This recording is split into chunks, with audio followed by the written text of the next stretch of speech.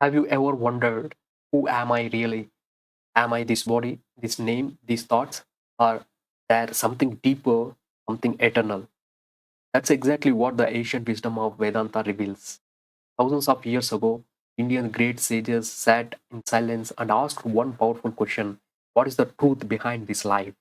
Their answers became the Upanishads, the final part of Vedas, and that's what we call Vedanta, the meaning, end of knowledge.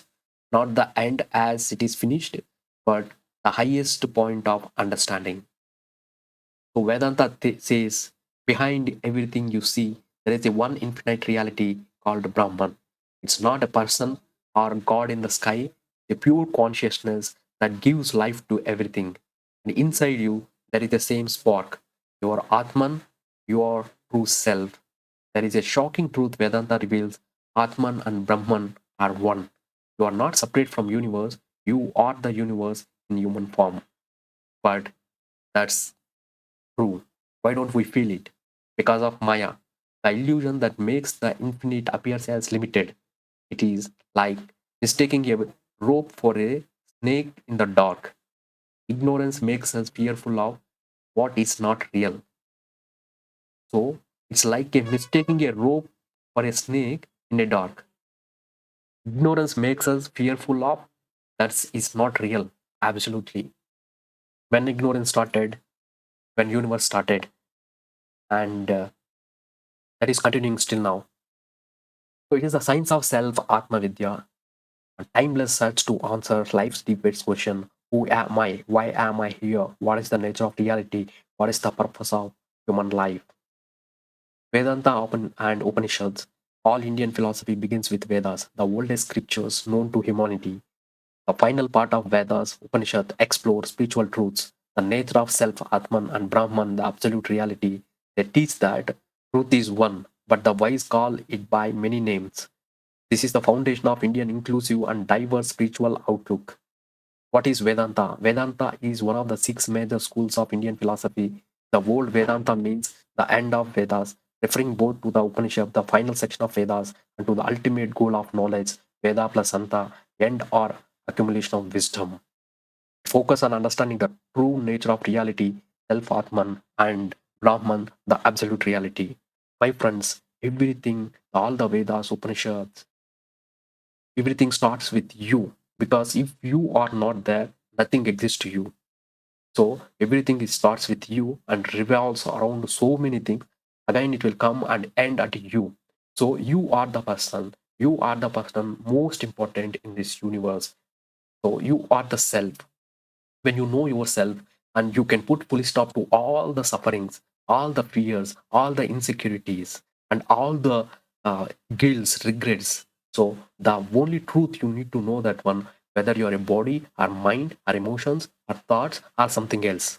So when you know that one, and everything is impermanent, comes and goes, nothing is permanent. You are experiencing everything. You are the experiencer. You are the observer. You are the conscious human being. So when you see in that perspective, all the sufferings will end. What is the reason for the suffering? Of all the sufferings is ignorance, because you don't know who you are. So once you know that one, you will put the full stop for all the sufferings. That is the whole idea of all these Vedanta scriptures, and for all the stories, Mahabharata or Ashtavakra Gita, or Vasishtha Gita, Bhagavad Gita, Shiva Purana, everything says that one, first you should know who you are. What is your emotions? What are your feelings? What are your thoughts? Beyond that, what is your body? Beyond that, what is your consciousness? Or witnessing, or Brahman, or self. So if you know that one, then everything will be Ananda. Satchit Ananda. Existence, consciousness, bliss. Let's see the core teachings. Brahman, the ultimate reality. Everything in existence arises from existing and returns to Brahman. He is infinite, eternal, and unchanging, beyond name, form, and duality. Atman, the inner self. Atman is your true self, pure consciousness, distinct from the body and mind. Vedanta teaches that Atman equal to Brahman. The self and absolute are one. Maya, the illusion. The world appears in the Maya, an illusion or projection that makes the infinite appear as a finite and separate. Maya causes ignorance. Vidya. Avidya, ignorance. Ignorance of one true nature as a Brahman is a root of all sufferings. Liberation comes through removal of ignorance.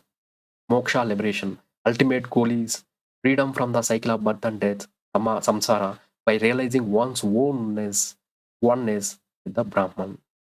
So all teachings are says only one thing: know yourself, who you are, distance yourself, attachment of detachment, right?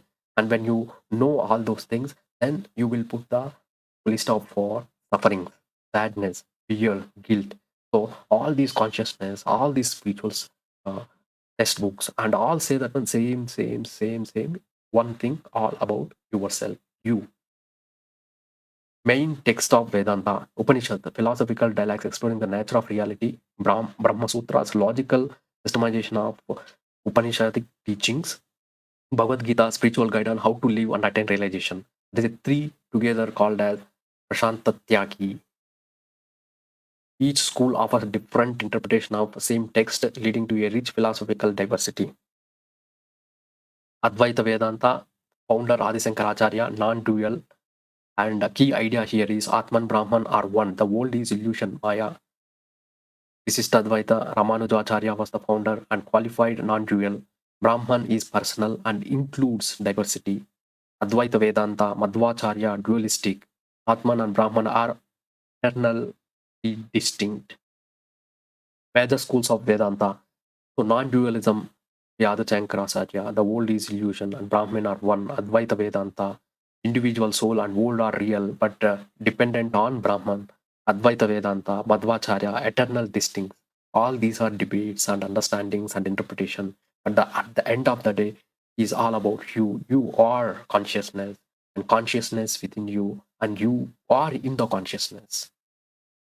Essence of Vedanta, you are not the body, you are not the mind, you are a pure consciousness, eternal, unchanging, infinite. You are witnessing, you are observing, you are the experiencer, experiencing many experiences, your feelings, your emotions, your fear, insecurity, guilt, regret, joy, sadness, suffering, everything you are experiencing. You are the observer of that experiences.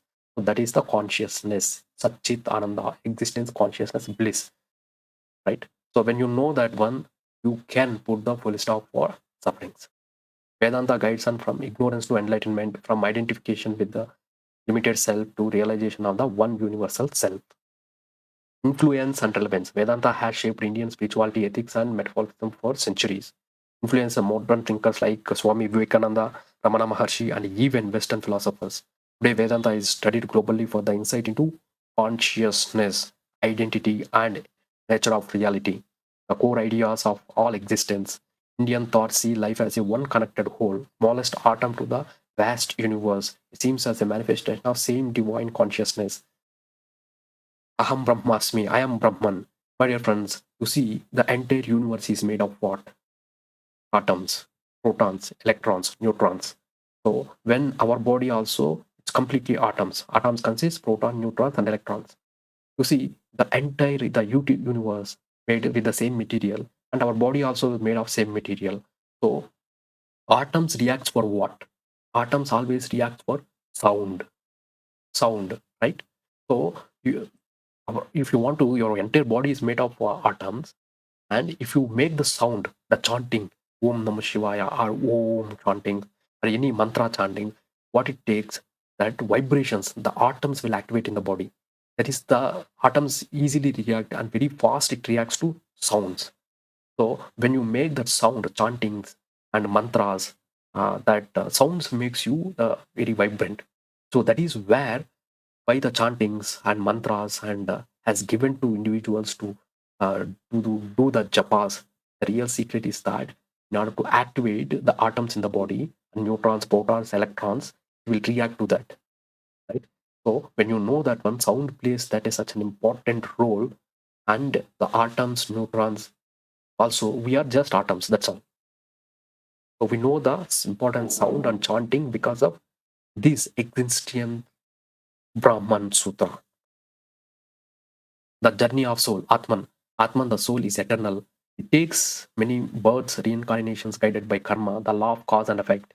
Life is an opportunity to learn, evolve, and move closer to moksha, liberation from the cycle of birth and death, samsara. The goal, liberation, moksha. The highest goal in Indian philosophy is a moksha, spiritual freedom, union with the divine, and realization of one's true self.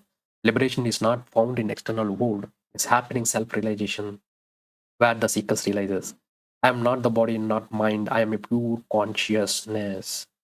So the path to realization is Jnana Yoga through wisdom, Bhakti Yoga through devotion, Karma Yoga through actions, Raja Yoga through self-discipline and meditation. So all leads together the same inner awakening.